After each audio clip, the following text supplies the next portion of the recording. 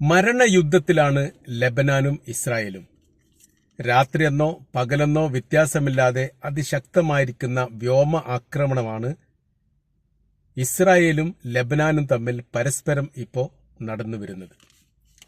ഓരോരോ ലക്ഷ്യങ്ങളും ഓരോരോ കേന്ദ്രങ്ങളും പ്രത്യേകമായി ടാർഗറ്റ് ചെയ്തുള്ള അക്രമമാണ് ഹിസ്ബുള്ള ഗ്രൂപ്പിന്റെ ഭാഗത്തുനിന്ന് വരുന്നത് എന്ന് പ്രാദേശിക ചാനലുകളൊക്കെ റിപ്പോർട്ട് ചെയ്യുന്നു.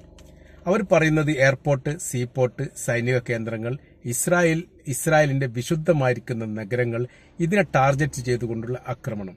അതിന് ഈ മേഖലയിലൊക്കെയുള്ള സൈനികപരമായിരിക്കുന്ന ശക്തിയെക്കുറിച്ചും സംവിധാനത്തെക്കുറിച്ചും കൃത്യമായ രീതിയിൽ ഹിസ്ബുള്ള ഗ്രൂപ്പ് പഠിച്ചിരിക്കുന്നു. അതിന് ആനുപാതികമായ രീതിയിൽ ഈ മേഖലയെ ആക്രമിച്ചുകൊണ്ട് ഇസ്രായേലിന്റെ ശക്തിയെ ക്ഷയിപ്പിക്കുക എന്നുള്ളതാണ് ഹിസ്ബുള്ള ഗ്രൂപ്പ് അല്ലെങ്കിൽ ലെബനാൻ ലക്ഷ്യമിടുന്നത് എന്ന തരത്തിലുള്ള വിവരങ്ങളാണ് വരുന്നത്. ഇസ്രായേലിനെ സംബന്ധിച്ചിടത്തോളം ഹിസ്ബുള്ള ഗ്രൂപ്പിന്റെ മേഖല കേന്ദ്രീകരിച്ചുകൊണ്ട് ശക്തമായിരിക്കുന്ന വ്യോമാക്രമണം നടത്തി പരമാവധി സൈനിക മേഖലയിലുള്ള നേതാക്കളെ അല്ലെങ്കിൽ അതുമായി ബന്ധപ്പെട്ടുള്ള സൈനികരെ കൊലപ്പെടുത്തുക എന്നുള്ളതാണ്. അങ്ങനെ അവരുടെ ശക്തി ക്ഷയിച്ചു കഴിഞ്ഞാൽ പിന്നീടുള്ള യുദ്ധത്തെ സംബന്ധിച്ചിടത്തോളം അവർക്ക് ലക്ഷ്യം നേടാൻ വളരെ എളുപ്പമാകും എന്നൊരു കണ്ടെത്തലാണ് ഇസ്രായേൽ ഇപ്പോൾ നടത്തിക്കൊണ്ടിരിക്കുന്നത് എന്ന തരത്തിലാണ്. നിലവിൽ ഏതാനും ദിവസങ്ങൾക്കിടയിൽ അതിശക്തമായിരിക്കുന്ന യുദ്ധം ലെബനാനും ഇസ്രായേലും തമ്മിൽ ഉണ്ടായതിന്റെ കൃത്യമായിരിക്കുന്ന കാരണം ഇപ്പൊ തന്നെ പുറത്തു വന്നാണ്. നമ്മൾ കഴിഞ്ഞ വീഡിയോയിൽ ആ വിഷയവുമായിട്ട് ബന്ധപ്പെട്ട് പറഞ്ഞിരിക്കുന്നു. ഗസയെ കേന്ദ്രീകരിച്ചുകൊണ്ടാണ് കഴിഞ്ഞ 10 മാസത്തോളം ഇസ്രായേൽ ആക്രമണം നടത്തിയിരിക്കുന്നത്. അതിനെ പ്രതിരോധിച്ചുകൊണ്ടാണ് ഹമാസ് വിഭാഗം ഇസ്രായേലിനെ പ്രതിരോധിക്കുകയും ചെയ്ത് ആ രീതിയിലാണ് നമ്മൾ ഈ യുദ്ധവുമായിട്ട് ബന്ധപ്പെട്ട വിഷയത്തെക്കുറിച്ച് ആദ്യമൊക്കെ കേട്ടുവന്നത്. എന്നാൽ ഏതാനും ദിവസങ്ങൾക്ക് അല്ലെങ്കിൽ ആഴ്ചകൾക്ക് മുമ്പാണ് ഹിസ്ബുള്ള ഗ്രൂപ്പ് അല്ലെങ്കിൽ ലെബനാനെ കേന്ദ്രീകരിച്ചുള്ള ഒരു അക്രമത്തിന്റെ പോർമുഖം തന്നെ തുറന്നിരിക്കുന്ന വിവരങ്ങൾ നമ്മൾ അറിയുന്നത്. ഒറ്റപ്പെട്ട മിസൈൽ ആക്രമണങ്ങളും അതിന്റെ പ്രതിരോധവും അതുമായി ബന്ധപ്പെട്ട വിഷയങ്ങളൊക്കെ ലെബനാനെ കേന്ദ്രീകരിച്ചുകൊണ്ട് മുൻപേ ഉള്ളതാണ്. അതിന്റെ തുടർച്ച എന്നതിനപ്പുറമായ രീതിയിൽ ഒരു യുദ്ധത്തിന്റെ ഒരു വ്യാപ്തിയും യുദ്ധത്തിന്റെ ഒരു രീതിയും അതിനൊന്നും ഇല്ലായിരുന്നു.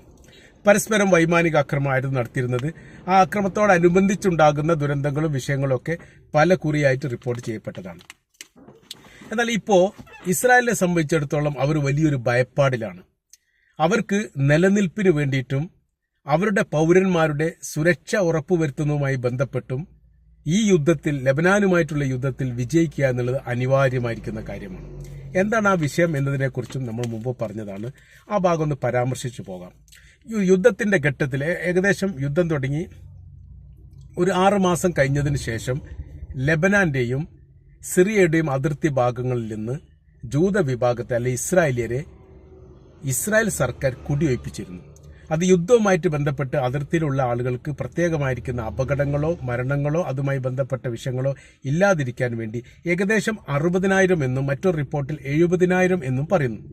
ഇത്രയും ആളുകളെ ഈ പ്രദേശത്തിൽ നിന്ന് അതിർത്തിയുമായിട്ട് ബന്ധപ്പെട്ട ഭാഗങ്ങളിൽ നിന്ന് കുടിയൊഴിപ്പിച്ചു. ഈ കുടിയൊഴിപ്പിച്ചതുമായി ബന്ധപ്പെട്ട് രാഷ്ട്രീയപരമായ രീതിയിൽ ഇസ്രായേലിന് വലിയ രീതിയിൽ പ്രതിസന്ധി ഉണ്ടായി എന്നുള്ളതാണ്. കാര്യമെന്ന് പറയുന്നത് താൽക്കാലികപരമായി കുടിയൊഴിപ്പിച്ചുകൊണ്ട് ലെബനാൻ എന്ന് പറയുന്ന ആ വിഭാഗത്തിന്റെ അതിർത്തിയുമായി ബന്ധപ്പെട്ട മേഖലയിൽ അതിശക്തമായിരിക്കുന്ന യുദ്ധം നടത്തിക്കൊണ്ട് അവരെ ആ ഭാഗത്തുനിന്ന് ആട്ടിപ്പായിപ്പിക്കാനോ ആ പ്രദേശം സുരക്ഷിതമാക്കാനോ സാധിക്കുമെന്ന് ഇസ്രായേൽ കണക്കുകൂട്ടി. അത് അവിടെ തെറ്റിപ്പോയി.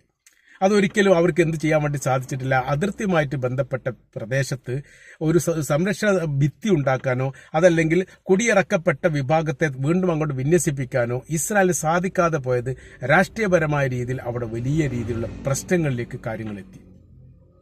അവിടെ ഇസ്രായേൽ മനസ്സിലാക്കുന്ന 2 വിഷയമാണ്. ഈ പറയപ്പെട്ട കുടിയൊഴിപ്പിച്ചു എന്ന് പറയപ്പെട്ട പ്രദേശം 1967 കാലത്ത് സിറിയയിൽ നിന്നും ലെബനാനിൽ നിന്നും പിടിച്ചെടുത്തുകൊണ്ട് ഇസ്രായേൽ എന്ന ഭൂപ്രദേശത്തോട് കൂട്ടിച്ചേർത്ത ഭാഗമാണ്. ഈ ഭാഗത്തിൽ നിന്ന് കുടിയിറക്കുക എന്ന് പറയുന്നത് തന്നെ വലിയ രീതിയിലെ വിഷയങ്ങൾ നിലനിൽക്കുന്നതാണ് എന്ന് അന്ന് തന്നെ സർക്കാരിനെ ഉപദേശിച്ചിട്ടുണ്ട് എന്ന് പറയപ്പെട്ടിട്ടുണ്ട്. എന്നാൽ വലിയൊരു മരണങ്ങൾ വലിയൊരു ദുരന്തങ്ങൾ ഒഴിവാക്കാൻ വേണ്ടിയിട്ടാണ് സർക്കാർ അത് ബുദ്ധിപൂർവ്വം ചെയ്തത്.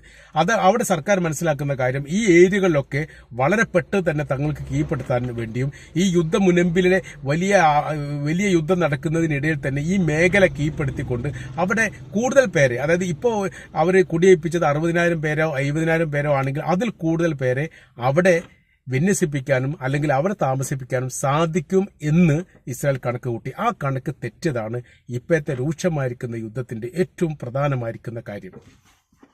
ഈ യുദ്ധത്തിനോടനുബന്ധിച്ച് തന്നെ പല കുറിയായിട്ട് ഇസ്രായേലിന്റെ ഭാഗത്ത് ഈ ലെബനാന്റെ ഭാഗത്ത് നിന്ന് വന്ന ചില റിപ്പോർട്ടുകൾ വളരെ ഗൗരവത്തിലുള്ളതാണ്. കാര്യം അവർ പറയുന്നത് 1967 അറബ് ഇസ്രായേൽ യുദ്ധത്തോടനുബന്ധിച്ച് തങ്ങളുടെ ഭൂപ്രദേശത്ത് നിന്ന് ഇസ്രായേൽ പിടിച്ചെടുത്തുന്ന ഭൂമി മുഴുവനും തങ്ങൾ പിടിച്ചെടുക്കാതെ ഈ യുദ്ധം ഞങ്ങൾ അവസാനിപ്പിക്കില്ല എന്നുള്ളതാണ്. സിറിയയുടെ നിലപാടും ഏറെക്കുറെ അങ്ങനെ തന്നെയാണ്. ഇപ്പോഴത്തെ നിലവിലെ റിപ്പോർട്ട് നമ്മൾ മനസ്സിലാക്കുന്നതിന്റെ അടിസ്ഥാനത്തിൽ ഇറാഖിൽ നിന്നും സിറിയയിൽ നിന്നും ഇറാന്റെ മലീഷ്യ വിഭാഗം ഇസ്രായേലിനെ ആക്രമിച്ചിട്ടുണ്ട് എന്ന തരത്തിലാണ്. അങ്ങനെ വരുന്ന സമയത്ത് പുതിയൊരു യുദ്ധ പോർമുഖങ്ങൾ ഈ ഭാഗത്തൊക്കെ തുടങ്ങിയാണ്. സിറിയയെ സംബന്ധിച്ചിടത്തോളം സിറിയയുടെ ഗവൺമെന്റിന്റെ ഔദ്യോഗികപരമായിരിക്കുന്ന സൈനിക വിഭാഗം ഇസ്രായേലിനെതിരെ ഒരു യുദ്ധപ്രഖ്യാപനം നടത്തിയിട്ടില്ല. പക്ഷേ അവിടെ വലിയ രീതിയിലുള്ള സ്വാധീനം ഇറാന് സിറിയയിലുണ്ട്. സിറിയ എന്ന് പറയുന്ന രാജ്യം, ബൽഷറഫിന്റെ ആ രാജ്യം എന്ന് പറയുന്നത് അട്ടിമറിയാതെ നിലനിർത്തുന്നതിൽ റഷ്യയും ഇറാനും വലിയ പങ്കാളിത്തം വഹിച്ചിട്ടുണ്ട്. ഇറാനും സിറിയയും തമ്മിലുള്ള ബന്ധത്തിന്റെ അടിസ്ഥാനത്തിലാണ് റഷ്യ ആ വിഷയത്തിൽ ഇടപെട്ടുകൊണ്ട് നിലവിലെ സർക്കാരിനെ അവിടെ നിലനിർത്താൻ വേണ്ടി വലിയ ശ്രമം നടത്തിയത്. അതുകൊണ്ട് ഇറാന്റെ ആവശ്യങ്ങൾ അല്ലെങ്കിൽ ഇറാന്റെ താല്പര്യങ്ങൾക്കൊപ്പം നിൽക്കുക എന്നുള്ളത് സിറിയ തീർച്ചയായിട്ടും ചെയ്യും എന്ന് ലോകത്തിന് അറിയാവുന്ന കാര്യമാണ്.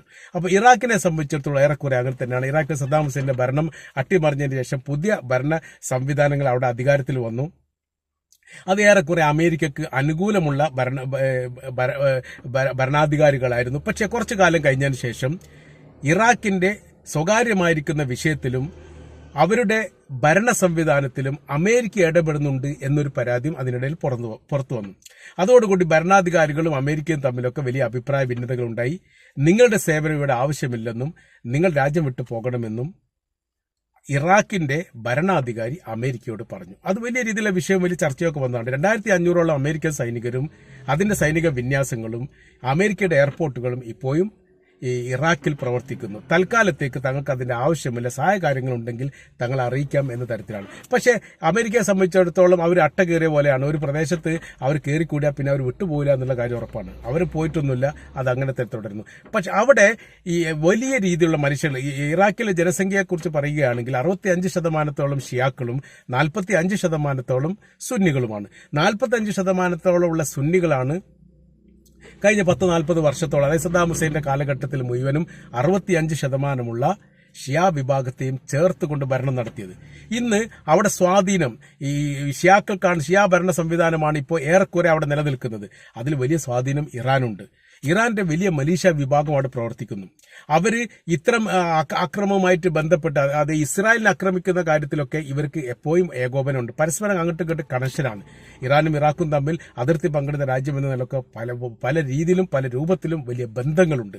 ആ ബന്ധത്തെ ഉപയോഗപ്പെടുത്തിയിട്ടാണ് ഇപ്പോ ഇസ്രായേലിനെ ആക്രമിച്ചിരിക്കുന്നത് എന്ന റിപ്പോർട്ട് പുറത്തു വന്നതോടുകൂടി ഈ യുദ്ധത്തിന്റെ രീതികൾക്ക് വലിയ മാറ്റങ്ങൾ വരികയാണ്.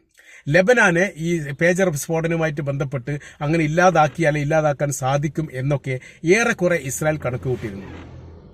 അവർ ഉദ്ദേശിച്ച കാര്യം മാനസികപരമായ രീതിയിൽ അവർക്ക് വലിയ രീതിയിൽ ആഘാതമുണ്ടാക്കിയതിനു ശേഷം വൈമാനിക ആക്രമണം നടത്തിക്കൊണ്ട് മുഴുവനും കീഴടക്കുക, അവരുടെ ഏതൊക്കെ പ്രദേശത്ത് തീവ്രവാദ പ്രവർത്തനങ്ങൾ നടത്തുന്നുണ്ടോ ആ നടത്തുന്ന പ്രദേശങ്ങളെ കണ്ടെത്തിക്കൊണ്ട് അത് ഇല്ലാതാക്കുക, അവരുടെ നേതാക്കന്മാരെ വധിക്കുക, ഈ തരത്തിലുള്ള പ്രവൃത്തിയാണ് ഇസ്രായേൽ ഉദ്ദേശിച്ചത്. അത് പല കുറി അവർക്ക് വിജയിച്ചിട്ടുണ്ടെങ്കിലും കൃത്യമായ രീതിയിൽ അവരുടെ ആയുധ ശേഖരത്തെക്കുറിച്ചോ അവരുടെ ഒളിത്താവളങ്ങളെക്കുറിച്ചോ സംവിധാനത്തെക്കുറിച്ചോ ഇറാനിൽ നിന്ന് ലെബനാനിലേക്ക് വരുന്ന ആയുധത്തിന്റെ റൂട്ടിനെ കുറിച്ചോ ഇപ്പോഴും മനസ്സിലായിട്ടില്ല എന്നുള്ളത് സിറിയക്ക് വലിയ രീതിയിൽ, ഈ ഇസ്രായേലിന് വലിയ രീതിയിലുള്ള നാണക്കേടും മാനക്കേടും ഉണ്ടാക്കിയിരിക്കുന്ന കാര്യമാണ്. നിലവിലെ സാഹചര്യം എന്ന് പറയുന്നത് ലെബനാന്റെ കൈവശത്തിൽ വലിയ രീതിയിലുള്ള ആയുധ ശേഖരങ്ങൾ ഉണ്ട് എന്നത് തന്നെയാണ്.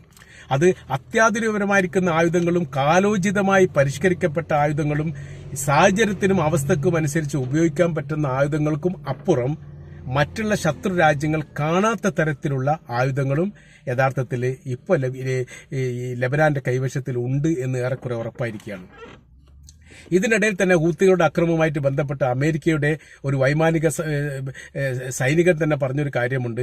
ഏത് തരത്തിലുള്ള ആയുധങ്ങൾ കൊണ്ടാണ് തങ്ങളെ ആക്രമിക്കുന്നത് എന്നുള്ളത് ഇപ്പോഴും ഞങ്ങൾക്ക് വ്യക്തമായിട്ടില്ല. ഹൂത്തികളുടെ അക്രമത്തെ പരാമർശിച്ചുകൊണ്ടാണ് പറയുന്നത്. ശക്തി എത്രത്തോളം ഉള്ള ഒരു ആയുധമാണ് എന്ന് മനസ്സിലാക്കിയെങ്കിൽ മാത്രമേ അതിനെ പ്രതിരോധിക്കാൻ വേണ്ടി സാധിക്കുകയുള്ളൂ. അപ്പോൾ അവരുടെ ശക്തിയും അവരുപയോഗിക്കുന്ന ആയുധത്തെക്കുറിച്ചും കൃത്യമായ രീതിയിൽ വിവരം തങ്ങൾക്കില്ലാത്തത് കൊണ്ട് ഇത് ഏത് തരത്തിൽ പ്രതിരോധിക്കണം എന്ന കാര്യത്തിൽ ഞങ്ങൾക്ക് പാളിച്ച വരുമ്പോൾ, അല്ലെങ്കിൽ അതിനെ അങ്ങനെ ചെയ്യാൻ സാധിക്കാതെ വരുന്ന സമയത്താണ് യഥാർത്ഥത്തിൽ തങ്ങൾക്ക് നേരെ വലിയ രീതിയിൽ അക്രമങ്ങൾ ഹൂത്തികൾ നടത്തുന്നത്. സമാനമായിരിക്കുന്ന സാഹചര്യങ്ങളും അവസ്ഥകളുമാണ് യഥാർത്ഥത്തിൽ ഇപ്പോൾ ഹിസ്ബുള്ള ഗ്രൂപ്പുമായിട്ട് ബന്ധപ്പെട്ട് നിലനിൽക്കുന്നത്. അവർ പറയുന്ന കാര്യം ഏതൊക്കെ ആയുധങ്ങൾ കൊണ്ട് ഏതൊക്കെ രീതിയിലാണ് ആക്രമിക്കുക എന്നുള്ളതിനെക്കുറിച്ച് കൃത്യമായിരിക്കുന്ന ഒരു വിവരങ്ങൾ ഇപ്പോഴും പുറത്തു വന്നിട്ടില്ല എന്നുള്ളതിൻ്റെ യാഥാർത്ഥ്യമാണ്. അപ്പോൾ ഇപ്പം നടക്കുന്നത് മരണയുദ്ധമാണ്. അത് പല റിപ്പോർട്ടുകളും യഥാർത്ഥത്തിൽ പുറത്തു വരുന്നില്ല എന്നുള്ളതാണ്. സയൻസുമായിട്ട് ബന്ധപ്പെട്ട ചില റിപ്പോർട്ടുകൾ ഇസ്രായേലിന് വിജയമുണ്ടാകുന്ന തരത്തിൽ റിപ്പോർട്ടായിട്ട് പുറത്തു വരുന്നു. ചില റിപ്പോർട്ടുകളൊക്കെ ലെബനാന് വിജയമുണ്ടാകുന്ന തരത്തിൽ ലെബനാന്റെ മീഡിയക്കാരും പത്രക്കാരും റിപ്പോർട്ട് വരുന്നു. അന്താരാഷ്ട്ര മേഖലയിലൊക്കെ ഇത്തരം റിപ്പോർട്ടുകൾ വളരെ കുറവായിട്ടാണ് ഇപ്പോൾ കാണാൻ വേണ്ടി സാധിക്കുന്നത്. കാര്യം അതിരൂക്ഷമായിരിക്കുന്ന യുദ്ധം തന്നെയാണ്. ഇസ്രായേലിന്റെ പല രഹസ്യമായിരിക്കുന്ന കാര്യങ്ങളും ഏതാനും മാസങ്ങൾക്ക് മുമ്പ് ഹിസ്ബുള്ള ഗ്രൂപ്പ് പുറത്തുവിട്ടതുമായിട്ട് ബന്ധപ്പെട്ടൊരു വിവാദം നടന്നിരുന്നു. മുൻപ് ഘട്ടത്തിൽ അത് ഇറാനെ കുറിച്ചായിരുന്നു പറഞ്ഞത്. ഇറാന്റെ ഡ്രോൺ ഉപയോഗിച്ചുകൊണ്ട് ഇസ്രായേലിന്റെ തന്ത്രപ്രധാനമായിരിക്കുന്ന രഹസ്യങ്ങളൊക്കെ തങ്ങൾ ചോർത്തിയിരിക്കുന്നു എന്ന് അന്ന് അവർ പറഞ്ഞിരുന്നു. എന്നാൽ ലെബനാനെ സംബന്ധിച്ചിടത്തോളം ഹിസ്ബുള്ള ഗ്രൂപ്പ് പറഞ്ഞത് അവിടെ നിന്ന് തങ്ങൾ രഹസ്യമായിരിക്കുന്ന അവരുടെ വളരെ പ്രധാനപ്പെട്ട മേഖലയിലുള്ള രഹസ്യങ്ങൾ ചോർത്തിയെന്ന് മാത്രമല്ല, ലോകത്തിന് മുൻപിൽ തങ്ങൾ അത് സമർപ്പിക്കുകയും ചെയ്തിരിക്കുന്നു എന്നാണ്. അത് സോഷ്യൽ മീഡിയ ഉപയോഗിച്ചുകൊണ്ട് അവർ റെക്കോർഡ് ചെയ്യുന്നതും അതുമായിട്ട് ബന്ധപ്പെട്ട കാര്യത്തെക്കുറിച്ചൊക്കെ ഒരുപാട് വീഡിയോകൾ അങ്ങനെ പ്രചരിച്ചതായിരിക്കുന്ന വിവരങ്ങളും പുറത്തു വന്നിരുന്നു. അപ്പോൾ തങ്ങൾക്ക് കൃത്യമായിരിക്കുന്ന ലക്ഷ്യങ്ങളും കൃത്യമായിരിക്കുന്ന രൂപങ്ങളുമുണ്ട്. ഇസ്രായേലിനെ ഇല്ലാതാക്കുക എന്നുള്ളത് തങ്ങളുടെ ആത്യന്തികപരമായിരിക്കുന്ന ലക്ഷ്യമാണ്. ആ ലക്ഷ്യം തങ്ങൾ വിജയിക്കുക തന്നെ ചെയ്യും എന്ന തരത്തിലാണ് യഥാർത്ഥത്തിൽ ഇപ്പോൾ ലെബനാന്റെ അഭിപ്രായം. നേരെ മറിച്ച് ഇസ്രായേലിലേക്ക് എത്തുന്ന സമയത്ത് ഇസ്രായേൽ പറയുന്നു ലെബനാന്റെ ഒരു ശക്തിയെയും ഇല്ലാതാക്കാതെ തങ്ങൾ ഈ യുദ്ധം അവസാനിപ്പിക്കുകയില്ല, തീർച്ചയായിട്ടും അവർക്ക് മേൽ തങ്ങൾ ആധിപത്യം സ്ഥാപിക്കുക തന്നെ ചെയ്യും എന്ന് ഇസ്രായേലും പറഞ്ഞതോടുകൂടിയാണ് ഈ യുദ്ധം വളരെ കഠിനവും രൂക്ഷവും മരണയുദ്ധവുമായി യഥാർത്ഥത്തിൽ മാറിയിരിക്കുന്നത്.